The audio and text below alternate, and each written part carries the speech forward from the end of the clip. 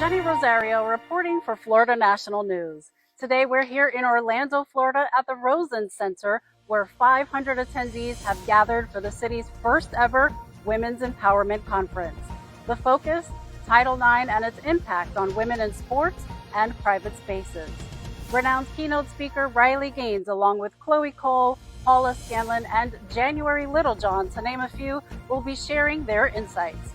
This event has attracted politicians, community leaders, athletes, and concerned citizens alike, all coming together to discuss the future of women's rights. Stay tuned for more coverage. Together today, we have elected officials, community leaders, and a lot of women who have gotten involved civically in causes and people that they believe in, and are really supporting people run for office or supporting issues that they care about. And it's a very inspiring opportunity for all of us to get to come together and think about empowering women, empowering girls, and what we can be doing to make sure that we are helping them be ready for the next generation of leaders. Right. So what do you think this event will inspire women to do, or what do you hope it inspires women to do when it comes to getting involved in politics or just in the community as leaders?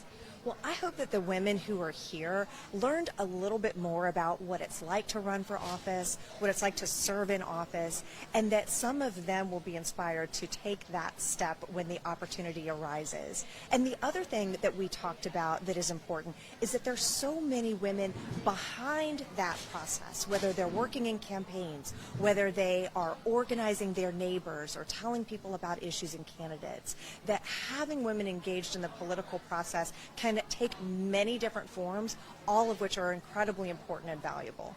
Right. So some women feel that they're not qualified to enter politics. And what would you say to that? They are absolutely qualified. There is no specific background. And in fact, we are so much better when we have a diversity of different backgrounds and experiences. That is one of the things that is so remarkable about Congress and about representative government, is that we all are a reflection of the community that we serve. So when it's happening right, we should be an incredibly diverse set of people with different ideas, experiences, and when we bring all of that together, that's how we get to the best policy solutions. Absolutely. Now, today's hot topic is Title IX. Can you tell us a little bit about what threats women are facing in Title IX? Well, I'm old enough to actually remember what it was like to go to school when women's sports wasn't as developed and robust as it is today. And to see the opportunities that young women have in modern America to play on all kinds of different sport teams and to compete is so incredibly important. And we know it leads to team building skills, self-esteem, great positive outcomes for young girls to participate in competitive sports. And we need to protect those spaces. We need to allow girls to compete, to keep them safe, and to also make sure that competition is fair and appropriate. We fought long and hard to make sure that we had women's sports and we had women's spaces, and I don't want to see us moving backwards. This conference is an important part of making sure that we keep that forward progress for our girls. That's right. And today is also an event where they're honoring and remembering the suffragettes. Would you like to talk about that a little bit? Yes, so we actually just recently celebrated the 100th anniversary of the passage of the 19th Amendment. And it was actually during COVID, so we didn't get to have all of the public celebrations and events that we might have had. And it is a great opportunity for us to honor those suffragettes, to honor the franchise for women, and to think back on the incredible courage and sacrifices that women made to make sure that we could all be exercising that right to vote today. So that is one of the things that I always say when I'm out and about. Whatever is your political party, whoever is your candidate, it is so important to get out and cast that ballot and make your voice heard. That's right. So one of the phrases going around today is that it's not a political or specific party issue, it's an American issue. And so I'm so grateful that that's been brought to light, and we are moving towards unity, right? Yes, that's right. These are things that are important for every American. Exercising your right to vote, ensuring that we have free and fair competition, these are things that aren't partisan issues. They are good for America. Well, thank you so much, Congresswoman, and good luck with everything that you're doing, and thank you for being a leader in our community. At Taco John's, you can expect one thing: so good. As in quality ingredients used in tacos and burritos made just for you. Every single bite. So good. Expect nothing less at Taco John's. Incredible women talking about ways that women can really get more involved in the issues that they care about, whether it's Title IX, leadership, mentorship, civic engagement. It was just an incredible time to be with so many passionate, dedicated women from around the state. But you know, it's interesting, we're about 52 days out from a presidential election, and historically, women have turned out much greater than men since 1980. And so I think you're seeing this trend of more women getting involved, not just voting, but looking at ways to make a difference, whether it's through volunteering or running for office themselves. So what would you say to a woman who's considering running for office, but she may have some self-doubt, thinks she may not be qualified? Well, I always tell women, well, people in general, but women especially, that they are capable of so much more than they realize. And if a dream doesn't scare you, you're not dreaming big enough. And so any hesitation, it's a good sign that you're really thinking through and being thoughtful about your decisions. Because, and I do think that women really have a lot on their shoulders and their plates, thinking about family considerations and how that dynamic works. But that's why their voice is needed more than ever, especially in public discourse. So if someone is really wanting to do something but is unsure, I think you get involved, you talk to people in the community. If you have a heart and soul and passion for something, it will be intimidating, it will be scary, but just know that if your heart's in the right place, you can do no wrong, and just go for it. That's wonderful. And when you were on the panel, you did mention when you face Capitol Hill, make sure you have those butterflies. Yes, yes. You know, one of the things that collectively brings us all together is, as Americans, is, you know, we think that Washington is broken, and there's a lot of things that have to change. People stay for far too long, and there's a lack of transparency there. And that kind of environment can weigh on you. And it's true, people do stay too long. But for me, I know that the indicator for me is if I'm walking up the steps of the Capitol to go vote on behalf of my 800,000 constituents and the butterflies aren't there, then it's time for me to go home. And I think that is a good indicator of somebody who's there for the right reasons, that really feels small and humbled and honored to have that opportunity to serve. The minute that it becomes about ego or title, it's time to go home. We've got too much of that anyway, right? We don't need any more. So a big topic today is Title IX. Yes. What can you share with the audience watching about the threats facing Title IX right now, how it affects women, but it will also affect men? Can you share with us a little bit about that? Absolutely. You know, I think about the struggle in securing Title IX and making sure that women's sports and those opportunities were locked in and available for all of our women and girls. And as a little girl who played sports her whole life, who played varsity sports, who was a cheerleader in college, did all these amazing things, I worry that my future children, potentially a daughter, may not have those same opportunities. And that's just fundamentally unfair. I don't think that at any point in time, someone can deny the biological differences and advantages that someone who is a biological male has over a woman in an athletic environment. And it has become a situation that has been dangerous. We've seen athletes, women athletes, get seriously critically injured competing against men, and I just think that's wrong. If we're going to really take a stand against this, it's going to take everyone, regardless of your political affiliation, to stand up. For a man, it could be your sister, it could be your wife, it could be your daughter, and if you're a woman, it could be all of the above, right? So this is an issue that impacts everyone, and so I'm really glad that there's so much attention being paid to this, because too many women have struggled for far too long to really have the right to compete, and now they're watching it slip through their fingers. Basically, we're the modern day suffragettes is what it looks like. Yes. So there's another interesting point out there. Right now, men's sports gets 94 to 99% of the lion's share of budgeting, of favoritism, of opportunities. So Title IX can significantly affect women even more so in that sense. So what do you think the damage could be to funding women's sports and getting people to get out and really watch them more than they currently are? You know, it's been a real challenge for decades, quite honestly, to just even get a fraction of equal funding for women's sports, especially at the collegiate level. What we're seeing is a 1-2 punch, not only an assault on Title IX, but now we're also seeing through NIL, the name, image, and likeness that is being adopted in different school systems, that is really starting to undercut women's sports specifically. And what I mean is these schools are really kind of in the Wild West as to how to deal with NIL.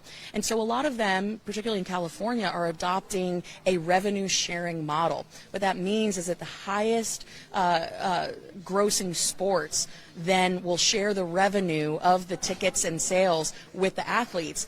And what we found talking to economists and experts in this space is that ultimately the only sports that would survive a deal like this would be men's football and men's basketball, because there would not be enough revenue generated to keep all of the women's sports going. So we could see potentially women's sports in certain areas and certain schools going away as a result. So we're really taking a 1-2 punch on this, and I just think at the end of the day we have to have an honest conversation about the biological differences between men and women, and let's follow the science.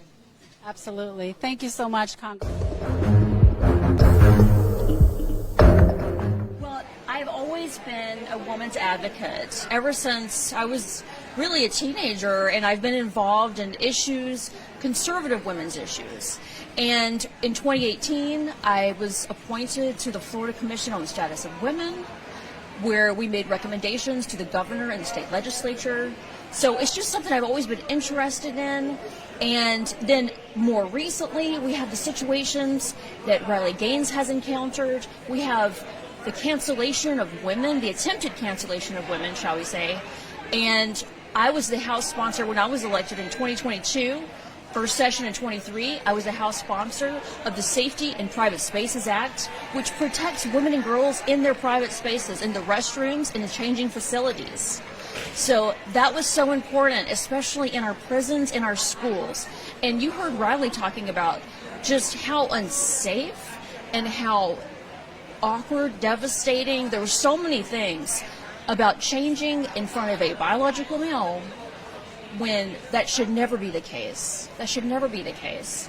And it really it should be considered sexual harassment. And it used to be considered sexual harassment. And today it's just, the thing to do. And if you don't agree with it and totally erase it, you're full of hate. And I just am not going to agree with that at all. Because today and last night at this event, we are taking back womanhood. Absolutely. So a lot of these issues that you just mentioned are falling under Title IX. What do you see happening with Title IX, let's say, maybe the next 5 to 10 years? Well, I'm hoping that Title IX will be completed as the interpretation of Title IX for what it was intended to be, which is to protect women, right? So it was never intended when it was first crafted to ever have anything to do with pretending men can be women. So I'm hoping for that right now. And in Florida, our spaces are protected right now. Everything under the jurisdiction of the state of Florida, which includes cities and counties, prisons and schools, thanks to this bill, Safety in Private Spaces Act, that was passed in 2023 and the governor signed it, all the Florida jurisdiction buildings are now, they're totally separate, which is common sense, which is what they should be. We do have several educators here at the event today whom are not willing or able to speak on camera due to fear of maybe losing their positions. What is your take on how the educational system should start handling Title IX? How can they educate students and parents better so that they don't go through things like what January Littlejohn experienced and shared with us today? Well, here in the state of Florida, because we do have a supermajority of lawmakers like myself that take a stand, we have good laws in place, and I think that if you are a educator in a public school, you can speak up in support of the current law, right? Because that's something that we can all agree on, that we all need to abide by the law and keep the law. So schools are supposed to come up with their own policies and procedures to implement this law, the Safety in Private Spaces Act. Excellent. And for the women out there who are considering running for office, what advice would you have for them, especially if they're dealing with self-doubt, which is something we discussed on the panel today? Forget self-doubt. If you feel you're called to do it, then you need to step up and do it. I totally believe that. And it is scary, okay? Because I remember when I filed to run, and the first day, I thought, Lord, I remember making it through my first day after I filed to run. And I texted my whole family, and I said, well, we made it through one day, 2 years to go. I filed way in advance. But I would get a lot of advice and make sure that the timing is right? Make sure that it's the right thing for you to do. Right, because there's so many leadership roles that we can take. So everybody's not called to be in the legislature, but maybe there's another role or maybe there's another seat that may be more receptive to your qualifications or just easier to win. And so the main goal is you want to get in and you want to do something that where you can win, and taking a lot of advice from people who have been successful and remaining humble. That's the key. That's been one of the buzzwords today, humble, remaining humble. Yeah. Thank you so much for everything that you're doing and for sharing your story with us here on Florida National News. Thank you so much. And I'll just end with saying, we speak the truth, but we speak the truth in love, right? So we have to love everybody. And I don't care who you are, LGBTQ, I love everybody, right? But we can still tell the truth and what we believe in, and we should be able to coexist and follow the law. Wonderful. Thank you so much. At Taco John's, you can expect one thing: so good. As in quality ingredients used in tacos and burritos made just for you. Every single bite. So good. Expect nothing less at Taco John's. Of interviewing Chloe Cole and Maya Poet here today at the Women's Empowerment event in Orlando, Florida. Welcome, ladies. Thank you for joining us. Thank you so much for having us. Thank you. It's our pleasure. So, Chloe, you were one of the keynote speakers today. Can you tell us about this journey that you're on right now as a spokesperson? So I am a detransitioner and a formerly trans-identified teen, having gone through the process of socially and medically transitioning between the ages of 12 to 16. And since I was 17 years old, talking about the experience that I went through and that my family went through, and our struggles within the medical system, and advocating against the use of these treatments in children. Excellent. Well, thank you so much for being a voice in our community. It's so important to have that bravery and speak out. What would your advice be to other young women or even young men who are considering transitioning? Well, transition is never the answer, because the problem never was your body or the way that you're born, because everything that you have, whether you're male or female, or you're sickly or healthy, or you're young or old, is a gift. It's a gift, and every struggle that you have is something that's going to make you stronger. These feelings of discomfort, especially around puberty and especially around your body, are very developmentally normal, and for some it even takes a little bit longer to process. But it's okay to go through that. It's normal, and I feel like discomfort is an important part of life, especially when it's regarding yourself, because it should drive you to become better. And ultimately, transition is only putting a Band-Aid on the real issue.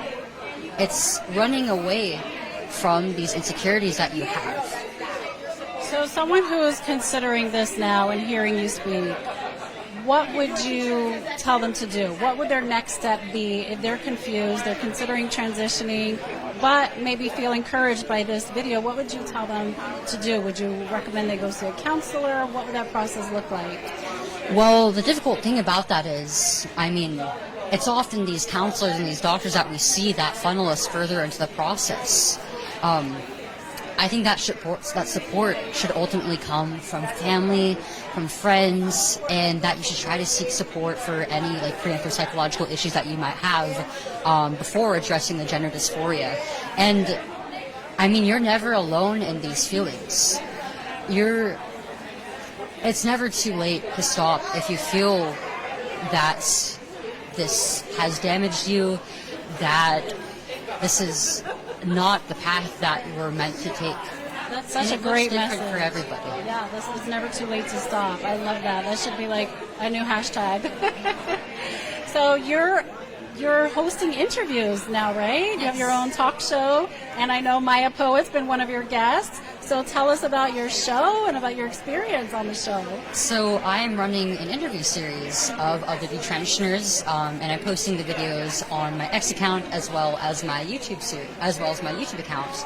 And I recently interviewed my friend Maya Poets about her experience detransitioning after surviving through war in the Middle East.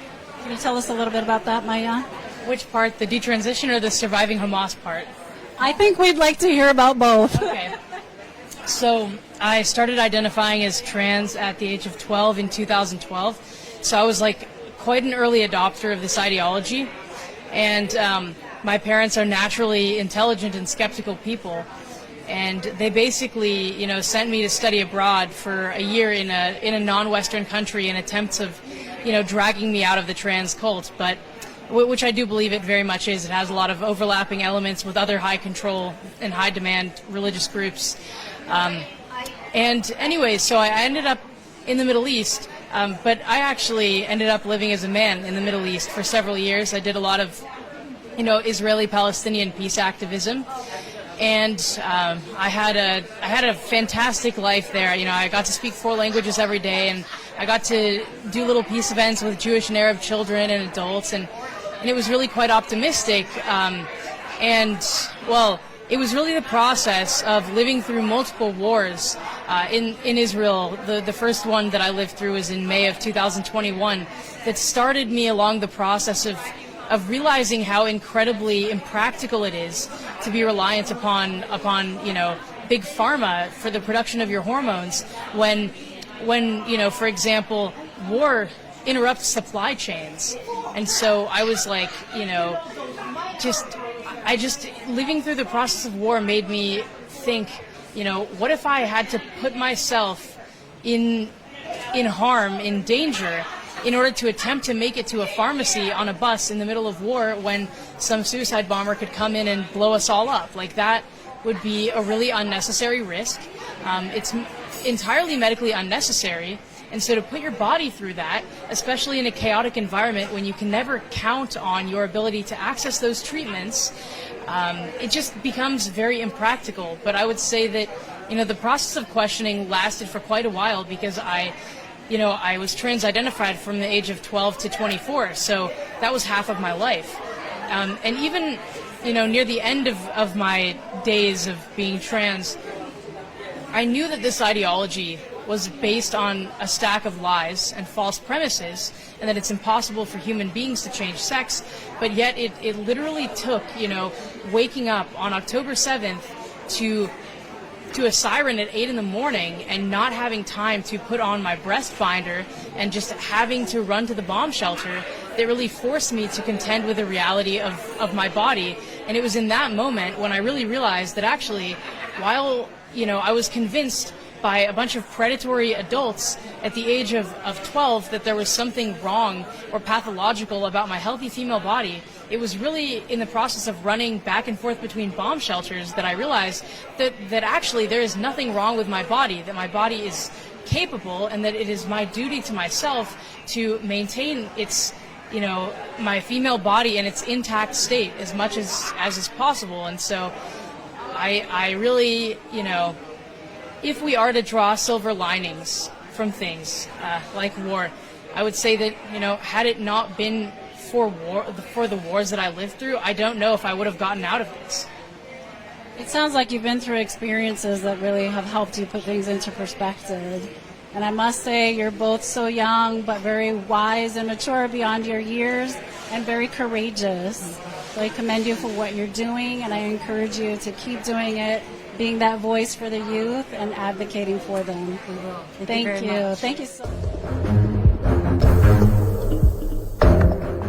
Today's Women's Empowerment event in Orlando, Florida brought together a powerful lineup of speakers, including Riley Gaines, Chloe Cole, Paula Scanlon, and January Littlejohn, sparking important discussions on the impact of Title IX on women's rights in sports and private spaces. With over 500 attendees, the event drew attention from politicians, community leaders, athletes, and concerned citizens, all focused on advocating for women's protections. Stay tuned to Florida National News for more updates on this ongoing conversation. I'm Jenny Rosario with Florida National News. At Taco John's, you can expect one thing, so good. As in quality ingredients, used in tacos and burritos made just for you. Every single bite. So good. Expect nothing less at Taco John's.